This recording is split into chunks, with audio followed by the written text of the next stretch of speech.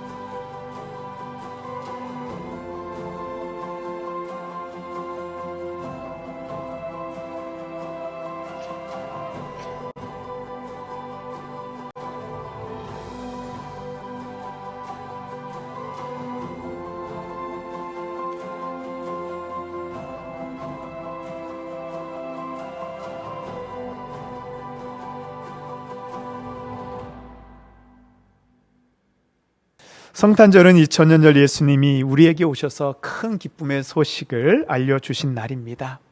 이 기쁨의 좋은 소식이 무엇이며 어떻게 하면 이 좋은 소식이 나에게 임할 수 있을까요? 오늘 말씀을 통해서 큰 기쁨의 좋은 소식을 받으시는 우리 모든 성도님들 되시기를 바랍니다. 아멘. 첫 번째로 기쁨의 소식은 나와 같은 죄인을 구원하기 위해 예수님이 오셨습니다. 신약 성경에 보면 예수님을 만난 사람들이 나옵니다. 정말로 예수님을 만난 사람들은 큰 복을 받았죠. 어떻게 해서 아기 예수님을 만났을까요?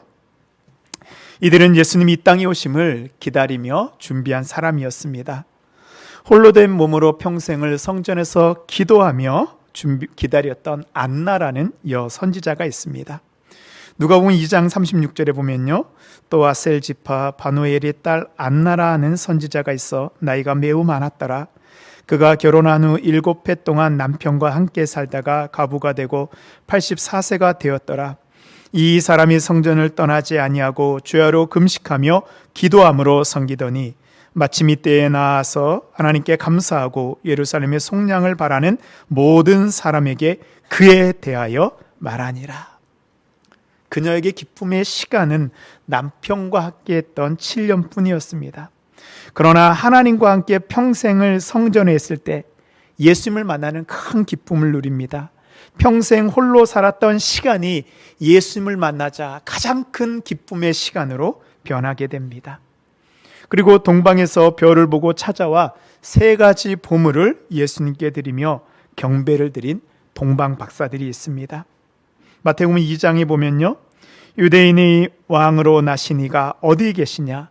우리가 동방에서 그의 별을 보고 그에게 경배하러 왔노라 하니, 아기 예수님을 만나기 위해서 가장 소중한 보물을 가지고 온 동방 박사들은 아무리 멀리 왔더라도 길을 잃어버리지 않고 예수님 앞에 찾아올 수 있었습니다. 이렇게 기다리고 준비했던 여선지자 안나와 동방 박사들은 예수님을 만날 수 있었죠. 누가 봐도 이런 사람들은 예수님을 만날 만한 자격이 있습니다. 그런데 이들과 같이 예수님을 기다리지도 않았는데 아기 예수님을 만난 사람들이 있습니다. 누구일까요? 오늘 읽은 말씀입니다. 8절입니다. 그 지역의 목자들이 밤에 밖에서 자기 양떼를 지키더니 주의 사자가 곁에 서고 주의 영광이 그들을 두루 비춤에 크게 무서워하는지라. 바로 오늘 말씀에 나오는 양을 치던 목자들입니다. 목자들은 어떤 사람인가요? 양을 친다고 하니까 혹시 양을 많이 가지고 있는 목장 주인이 아닐까 생각할 수 있습니다. 아닙니다. 양을 가진 주인들은 이렇게 추운 밤에 직접 양을 돌보지 않습니다. 주인들은 자신이 고용하고 있는 목자들을 시켜서 양떼를 돌보게 합니다. 요즘에도 가축을 돌보는 것이 쉽지 않은데요, 2000년 전에는 더 많이 힘들었습니다. 지금도 그렇지만 결혼할 때 남자들의 직업을 따집니다. 그럼 그 당시 목자들은 사람들이 선호하던 직업이었을까요? 아닙니다. 목자들은 더운 여름 날에는 높은 산에 올라가 양을 데리고 깊은 골짜기와 낭떠러지기를 다녀야 됐습니다. 또한 겨울에는 따뜻한 집에서 지내는 것이 아니고 밤이 되면 가죽으로 된 겉옷 하나를 가지고 추운 밤을 지새이며 양을 잡아먹으려는 무서운 늑대와 이리로부터 양을 보호하는 위험한 일을 하였습니다. 그래서 목자들은요, 잘 배우지도 못하고 어렵게 사는 사람들의 직업이었습니다. 당시 목자들은 천한 취급을 받았는데 법정에서 증인으로 설 수도 없었습니다. 그날 밤도 목자들은 추운 겨울밤을 지내며 양떼를 지키고 있었습니다. 그런데 갑자기 양들이 움직이며 울어대는 것입니다. 목자들은 늑대가 나타난 줄 알고 모두 막대기를 짚고 긴장하며 일어서 주변을 살폈습니다. 그런데 양떼 위 하늘에서 흰옷 입은 천사가 나타나 밝은 빛을 발하고 있는 것입니다. 이스라엘 사람들은요, 천사를 보면 하나님을 봤다고 생각하였습니다. 아무나 하나님을 보는 것이 아니에요. 모세와 같은 특별한 사람들이 하나님을 볼 수 있다고 여겼습니다. 보통 사람들이 하나님을 보면 죽는다고 생각했습니다. 그래서 목자들은 두려운 마음으로 감히 고개도 들지 못하였습니다. 그런데 천사들의 소리가 들렸습니다. 천사가 이르되 무서워하지 말라. 보라, 내가 온 백성에게 미칠 큰 기쁨의 좋은 소식을 너희에게 전하노라. 예수님이 이 세상에 온다는 소식을 처음으로 들은 사람들이 바로 목자들입니다. 세상에서 알아두지 않는 사람들이고 낮고 천한 목자들에게 세상을 구원할 기쁨의 좋은 소식이 제일 먼저 선포되었습니다. 목자들이 천사들을 찾아와서 이 기쁜 소식을 전하는 것을 통해서 우리는 예수님이 이 세상에 오신 목적을 알 수 있습니다. 예수님은 낮고 천하여 세상에서 고통당하는 사람들을 위해서 오셨습니다. 사복음서를 보면요, 예수님은 나병으로 인해 버려진 자들을 고쳐주시고 함께 하셨습니다. 사람들에게 손가락질 받는 세리와 창녀들의 친구가 되었습니다. 우리가 잘 알고 있는 바퍼라는 공동체에 다일교회 최일도 목사님이 계십니다. 바퍼는 밥을 퍼서 어려운 사람들에게 준다라는 뜻입니다. 최일도 목사님이 처음부터 이 바퍼 사역을 하진 않았습니다. 이제 전도사 시절에요, 서울역의 노숙자들을 찾아다니면서 그들과 함께 먹고 잠을 자면서 그들을 돌보는 일을 좀 했습니다. 이 최일도 목사님이 결혼을 했는데 이제 일주일 동안 서울역에서 노숙자들과 함께 지내다가 이제 일주일 만에 집에 들어오잖아요. 그러면 목사님이 집에 올 때 뭘 손님으로 데려오냐면 벼룩하고 빈대를 함께 데리고 오는 거예요. 그럼 집안이 난리가 납니다. 사모님이 견딜 수가 없었다고 합니다. 그리고 청량리역 근처에서 몸을 파는 여인들을 찾아가 복음을 전했습니다. 하루는 자신이 전도한 여인들이 최일도 목사님을 찾아왔습니다. 목사님, 저희들이 교회에 갔는데요, 교회에 다니는 사람들이 저희들을 인간 취급하지를 않습니다. 저희들이 한 헌금이 추하다고 받지 않습니다. 우리가 다닐 교회가 이 땅에 어디에 있습니까? 하면서 우는 것입니다. 그리고 목사님이 전도한 서울역 지하차도의 노숙인들도요, 교회를 가면 문 앞에서 쫓겨나는 것입니다. 냄새나고 지저분하다고 아무도 교회에 들여보내주지 않습니다. 최일조 목사님은 교회조차 받아주지 않는 세상에 제일 바닥에 떨어진 이들이 마음 놓고 올 수 있는 교회를 만들었습니다. 저도 예전에 부교육자로 있을 때 교회에서 봉사부를 담당한 적이 있습니다. 대전역 근처의 노숙자들과 쪽방에서 사는 분들이 함께 예배드리고 예배 위에 쌀과 간식을 나눠드리는 사역입니다. 봉사부는 예배드리는 장소가 교회 이 본관에 있지 않고 부속 건물에 있었습니다. 제가 이제 봉사부를 담당하고 처음으로 예배를 인도하러 그 봉사부 이제 예배실에 들어갔습니다. 근데요, 제가 겨울에 딱 그 봉사관에 들어갔는데 그분들의 몸에서 나는 냄새 때문에 견딜 수가 없는 것입니다. 우리가 생각하는 냄새하고는 완전히 차원이 다릅니다. 딱 들어가는 순간 토할 것 같아서 너무 힘이 들었어요. 빨리 그곳을 나오고 싶었습니다. 예배권 보고 생각이 나지 않았어요. 그런데 함께 봉사하는 교회 성도님들은 아무렇지도 않게 그분들 옆에서 함께 찬양하고 기도하는 것입니다. 그 모습을 보면서 제가 너무나도 부끄러웠습니다. 이까지 냄새 하나 견디지 못하고 어떻게 이웃을 사랑하고 생명을 구원하는 목사라고 할 수 있나. 예수님이 이 땅에 처음 오셨을 때 어디에 오셨죠? 구유에 오셨잖아요. 그곳에 어떤 냄새가 났을까요? 좋은 향기가 났을까요? 아닙니다. 견딜 수 없는 냄새가 나는 그곳이었습니다. 하나님 보시기에 저들은 겉으로 냄새를 풍기지만 저의 마음에는 썩은 냄새가 나는 사람인 줄 모릅니다. 우리는 나와 저런 사람들은 다르다고 생각합니다. 주님 보시기에는 어떨까요? 저들은 죄인이고 우리는 거룩한 의인일까요? 예수님께서는 형제를 보고 미워하는 자마다 마음으로 살인하였다라고 말씀하였습니다. 그렇다고 한다면 우리와 저들은 별반 차이 없는 똑같은 사람일 줄 모릅니다. 아닙니다. 어쩌면 우리의 모습이 발가벗겨져 우리 속살이 드러난다면 우리를 받아줄 교회는 이 땅에 없을지도 모릅니다. 우리는 하나 앞에 설 수 없는 죄인입니다. 예수님께서는 바로 이런 죄인을 구원하시기 위해서 이 땅에 오셨습니다. 예수님께서 오셔서 우리의 죄를 담당하시고 우리는 거룩한 하나님의 자녀가 되었습니다. 이것이 바로 오늘 우리에게 임한 기쁜 소식입니다. 성도 여러분, 우리 동신교회가 어떤 교회가 되어야 될까요? 바로 우리와 같은 죄인들이 올 수 있는 교회, 죄인이 구원받는 교회가 되어야 됩니다. 우리가 받은 예수님의 사랑을 가지고 세상에서 힘들어하는 사람들을 섬겨줄 수 있는 교회가 되어야 됩니다. 오늘은 예수님이 목자와 같이 낮고 천한 우리를 구원하시기 위해 이 땅에 오신 날입니다. 예수님 때문에 죄인인 우리가 새로운 삶을 살게 되었습니다.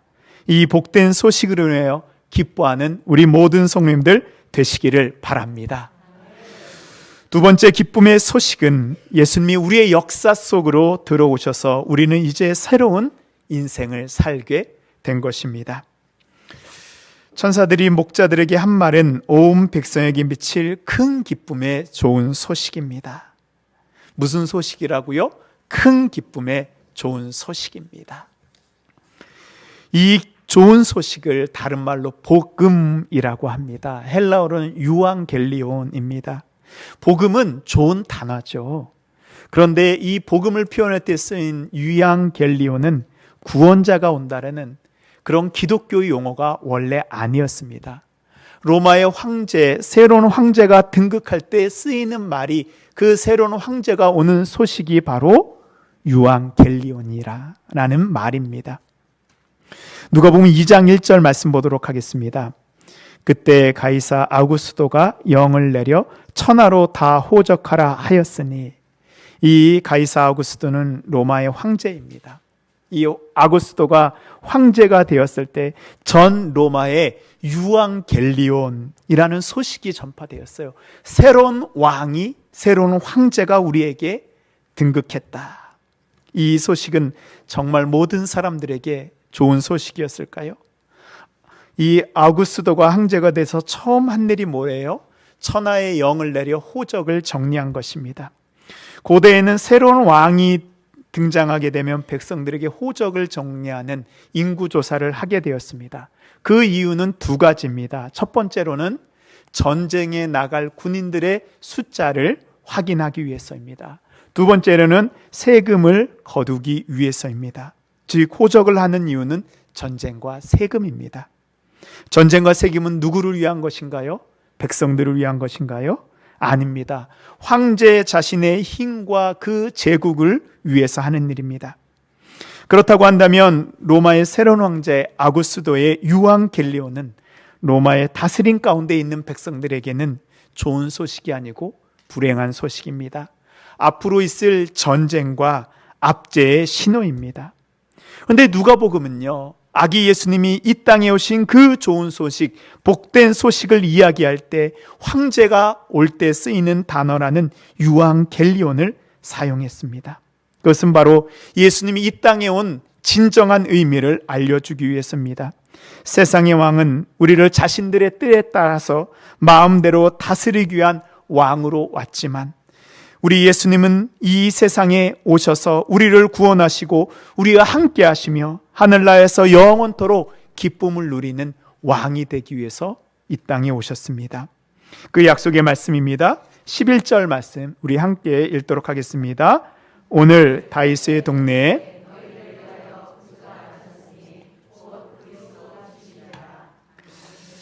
천사들은 예수님이 진정한 왕인 것을 다음 후에 두 가지로 증거했습니다. 먼저 오늘이라는 말입니다. 오늘은 시간을 나타내는 말입니다. 지금 우리가 살고 있는 지금이 바로 오늘입니다. 예수님의 탄생은 예수님께서 인간의 역사 속으로 뚫고 들어오신 사건입니다. 2000년 전 끝난 시간이 아니고 끝난 사건이 아니고 지금 우리에게 일어나고 있는 실제의 사건입니다. 모든 사람들은 자신만의 삶을 가지고 있습니다. 그 삶이 쉽지가 않습니다.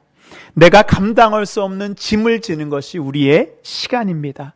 그 안에 해결할 수 없는 문제가 있습니다. 시련이 있습니다.